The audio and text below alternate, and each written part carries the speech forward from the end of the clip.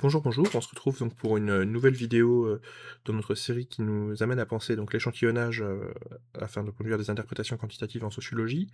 Et donc on va voir un nouvel auteur qui s'appelle Anders Nicolai Kjær.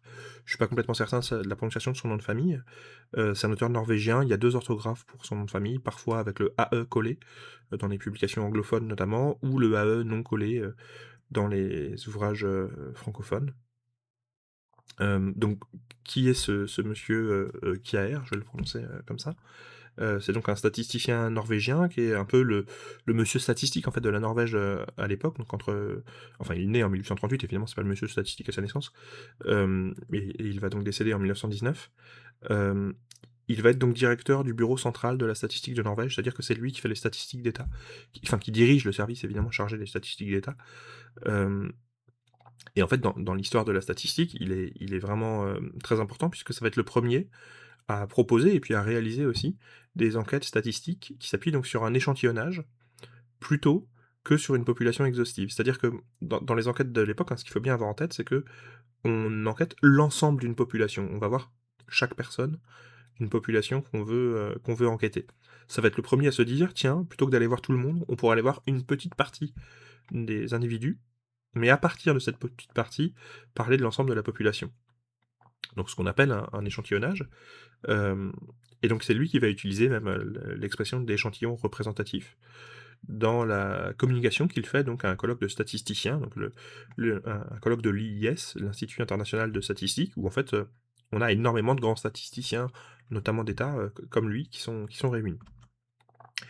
Il fait cette proposition-là, donc de la méthode représentative en 1895, euh, parce qu'il a pu donc réaliser ces travaux-là déjà chez lui, enfin chez lui en Norvège, quoi, dans le pays dont il dirige le bureau de statistique.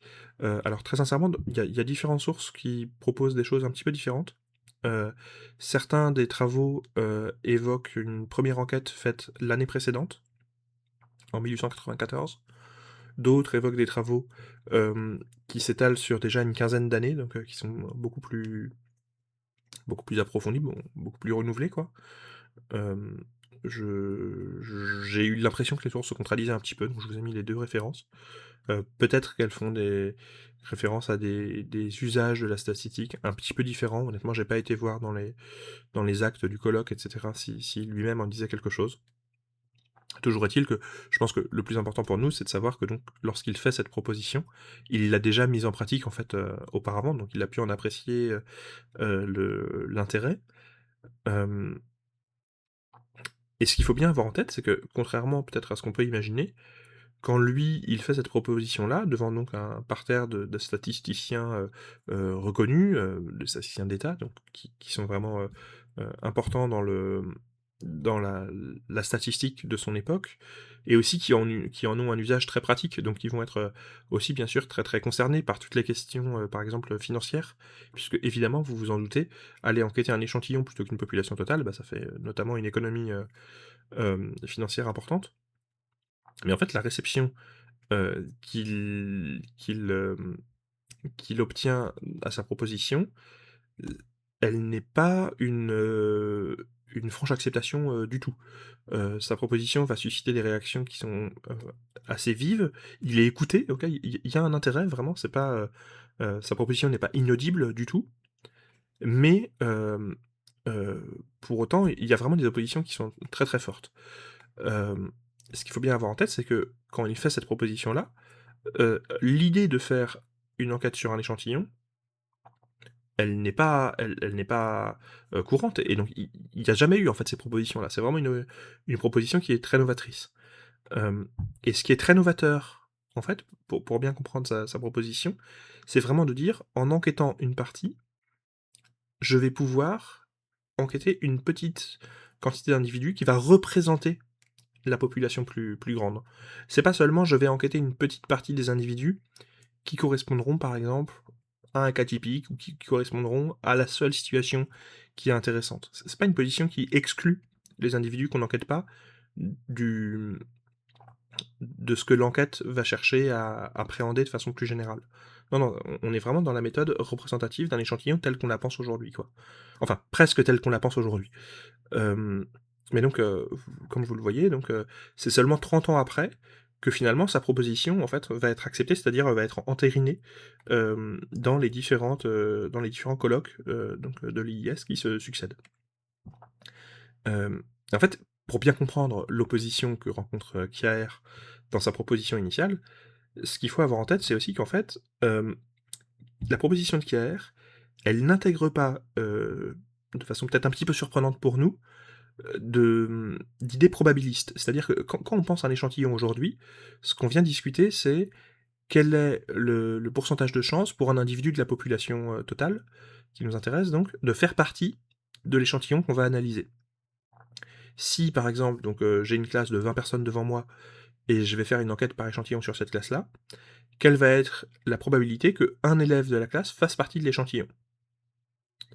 Ok, si j'interroge par exemple, je sais pas moi, si c'est une classe de 20, si j'interroge 5 élèves et que je fais un tirage au sort, alors chaque élève aura 4 fois, 5 fois pardon, un quart de 20 c'est bien 5, chaque élève aura 5 fois une chance sur 20 d'être tiré au sort. En imaginant que le fait que les tirages au sort soient successifs et qu'on puisse du coup ne pas retirer les élèves déjà sélectionnés va évidemment changer un petit peu le calcul.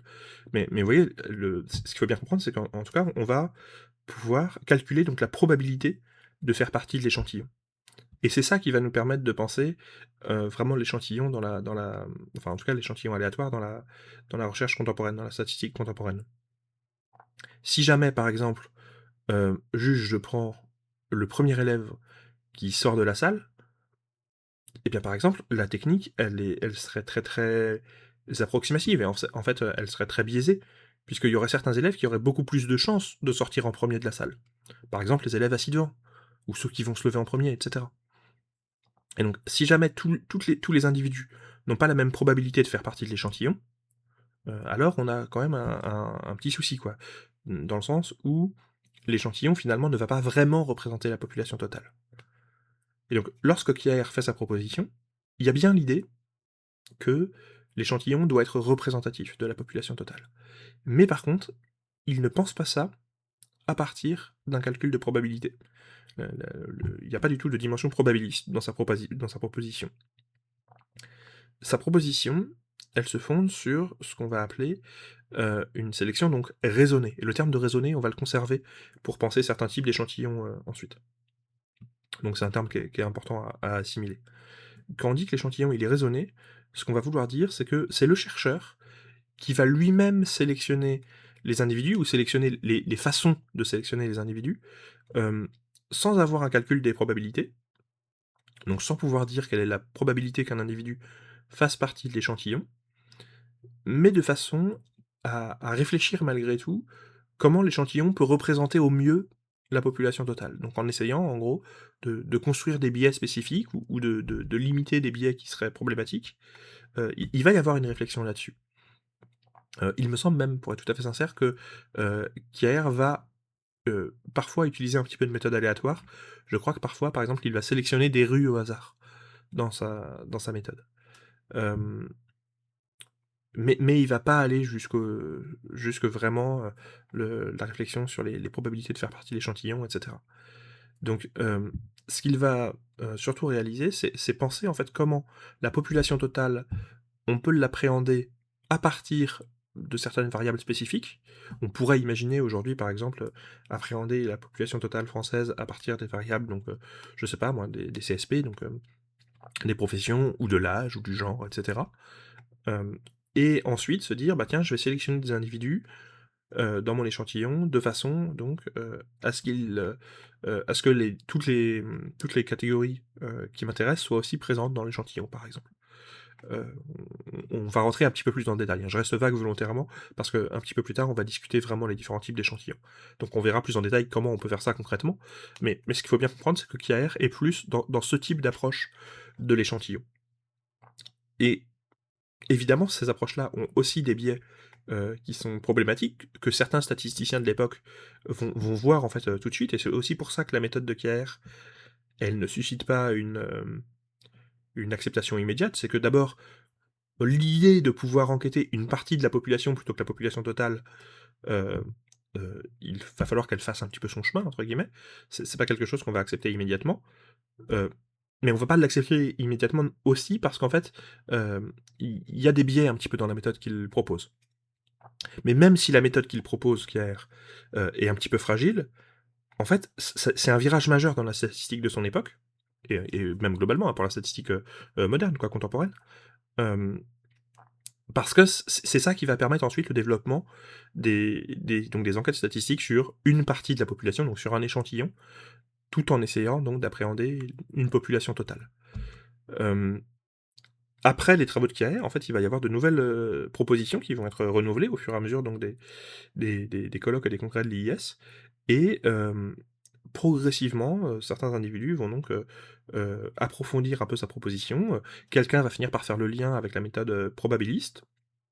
Je vous ai pas mis, l'ensemble de l'histoire parce que je suis pas certain que ce soit vraiment nécessaire pour vous de rentrer, énormément dans le détail. Ce qui est important à bien comprendre, c'est que donc il y a bien un développement historique, en fait, de l'usage de l'échantillon et les 4 étapes là qu'on voit à travers les 4 auteurs qu'on présente dans ce petit passage du cours, hem, elles sont solidaires les unes aux autres. C'est parce que il y a une première étape que les autres étapes peuvent ensuite, arriver. Et finalement, tout ça, ça se fait dans un temps qui est relativement court, on pourrait dire aussi, hein, mais qui va donc, enfin, c'est là-dessus, en fait, que la statistique contemporaine va se construire, va «s'asseoir», j'allais dire, entre guillemets. Hem donc voilà, en 1925, au terme donc de 3 dizaines d'années donc de discussions après la proposition initiale de KR, il y a 2 techniques au final qui vont être, mises en avant. Celle de l'échantillon aléatoire, donc en sélectionnant vraiment les individus au hasard dans la population enquêtée, ou alors celle du choix raisonné, qui était donc, la proposition de KR. Et ce qui est très intéressant à voir, c'est qu'en fait, ces 2 techniques d'échantillonnage, on le verra un petit peu plus tard, elles sont toujours utilisées aujourd'hui.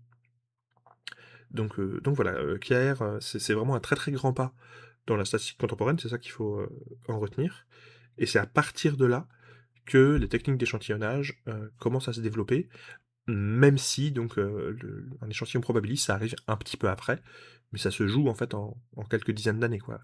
À partir du moment où la proposition initiale est faite, ça va vraiment, j'allais dire débloquer, c'est sans doute pas vraiment une très bonne expression, mais ça va vraiment ouvrir en tout cas une nouvelle, une nouvelle façon de penser et de faire de la statistique. Donc voilà, je vous dis à très bientôt. On va maintenant, dans la suite, discuter vraiment donc justement ces différents types d'échantillons. À très bientôt.